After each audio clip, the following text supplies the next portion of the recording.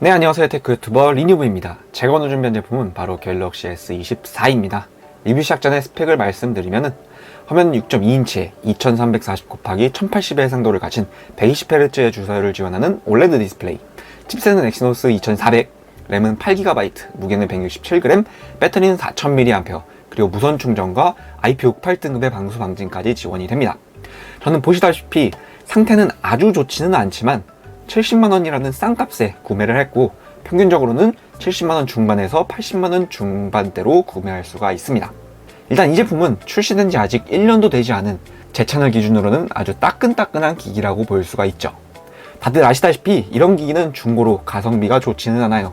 그렇기 때문에 미리 말씀을 드리면 적어도 제 채널에서는 구매를 추천드릴 수는 없는 기기라고 말씀을 드릴 수 있고, 어찌됐든 이런저런 거를 다 감안해서 기기가 어떤지 한번 알아보죠. 먼저 외관을 보겠습니다. 정면에는 펀치홀을 가진 디스플레이와 그 안에 정면 카메라, 그 위로 작게 뚫린 스피커, 좌측에는 아무것도 없이 깔끔하고 상단에는 2차 마이크, 우측에는 볼륨 조절 버튼과 전원 버튼, 하단에는 심카드 트레이, 마이크, C타입 단자, 스피커, 후면에는 트리플 카메라와 LED 플래시, 그리고 아래에 삼성 로고까지 있습니다. 전체적인 디자인은 정말 이쁩니다. 어떤 분들은 아이폰이랑 너무 비슷해졌다라고 말씀을 하는데, 사실 사이드 메탈의 각진 디자인을 제외하면 저는 전혀 비슷하다는 느낌을 받지는 못했습니다. 특히나 사용을 하면서 느낀 점은 아이폰은 기기가 조금 단단하다는 느낌이 더 강한데, 이 기기는 가벼운 무게 덕분인지 날렵하다라는 느낌이 더 강했어요. 어쨌든 디자인은 상당히 이쁘다라고 할 수 있겠고, 다음으로 디스플레이는 역시 삼성의 최신 플래그십답게 상당히 좋은 화면입니다. 화면 자체가 밝고 선명합니다. 요즘 보급형도 다들 밝고 선명한데 비교를 딱히 하지 않아도 선명한 거에 티가 잘 나지 않지만 밝은 거는 야외에서 사용을 할 때 확실히 체감이 될 정도였죠. 그리고 특히나 디스플레이의 베젤이 굉장히 많이 얇아졌는데, 이 부분은 화면만 봐서는 잘 모르지만 제가 케이스를 끼지 않고 며칠 사용을 했는데 터치 오작동이 꽤나 있었어요. 베젤이 얇아져서 화면이 시원시원하고 좋아졌지만 사용성에 있어서는 케이스를 끼우지 않는 분들에 한해서 조금은 불편할 수도 있겠다라는 생각이 들었습니다.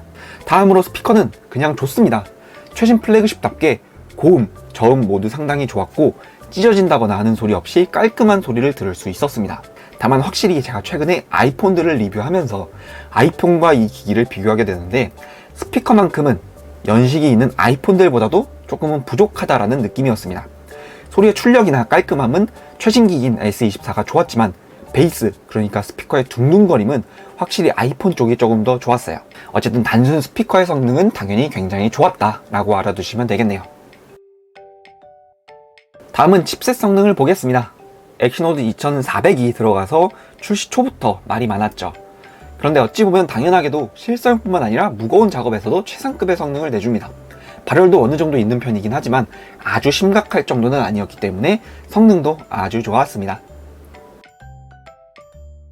다음은 램 성능입니다. 8GB의 램이 들어가 있는데 요즘 기기 치고는 상당히 부족하다고 볼 수가 있죠. 그래도 어찌저찌 삼성의 원 UI가 잘 되어 있어 자체적으로 램 관리를 잘하도록 하는 것인지 이상할 정도로 앱이 리프레시가 잘 일어나지 않았습니다. 멀티태스킹을 할 때 칩셋의 성능이라든지 램 성능과는 별개로 시스템에 부하가 걸리지 않도록 앱을 리프레시, 그러니까 강제로 실행 중인 어플을 껐다 키는 동작을 하는데, 이 기기는 그 빈도가 굉장히 적었다.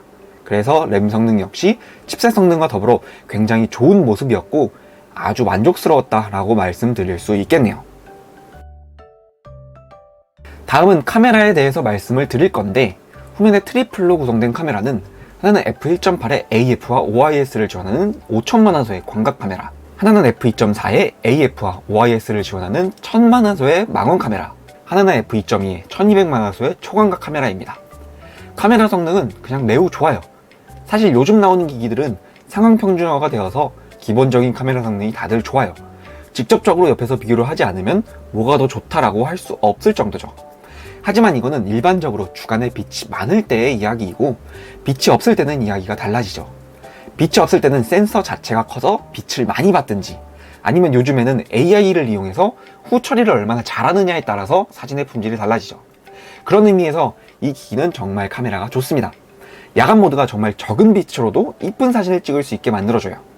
물론 이게 사실적인 사진은 또 아닙니다만 눈으로 볼 때는 확실히 이쁜 사진이 찍히는 건 분명합니다.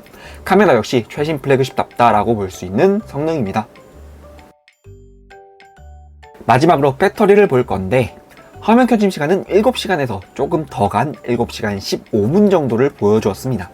용량이 4000mAh이고 기기 자체도 굉장히 아담한 크기이기 때문에 괴물 같은 배터리라고 할 수는 없지만 크기에 비해서는 상당히 좋은 배터리를 보여줬다라고 할 수가 있죠. 충전 역시도 요즘에는 다른 기기들이 워낙에 초고속을 넘어서 무슨 이상한 이름들이 붙은 차징 기술이 많아져서 아주 빠르게 충전이 된다고 보기는 어렵지만 1시간 15분 정도면 난중이 되었기 때문에 그냥 전량 괜찮네 라고 할 정도였고, 하루를 사용하기에는 차고 넘칠 거고 무거운 작업들을 한다 해도 특별히 배터리가 빨리 닳거나 하는 것도 아니기 때문에 상당히 만족스러웠습니다. 자, 이제 결론을 내드릴 건데, 기기 자체가 출시된 지 1년도 되지 않은 삼성의 최신 플래그십이죠. 어찌 보면 당연히 모든 부분에서 최고의 성능이어야 하고 최고의 만족감을 줘야 합니다. 그런데 이 기기가 그런 기기에 부합합니다. 제가 구매한 가격이 70만원이에요. 이거는 평균보다는 조금 싸게 구한 거고, 평균 가격인 70만원 중후반에서 80만원 중반대의 가격으로 볼 때 가성비는 아니지만 어쨌든 납득이 가는 정도입니다.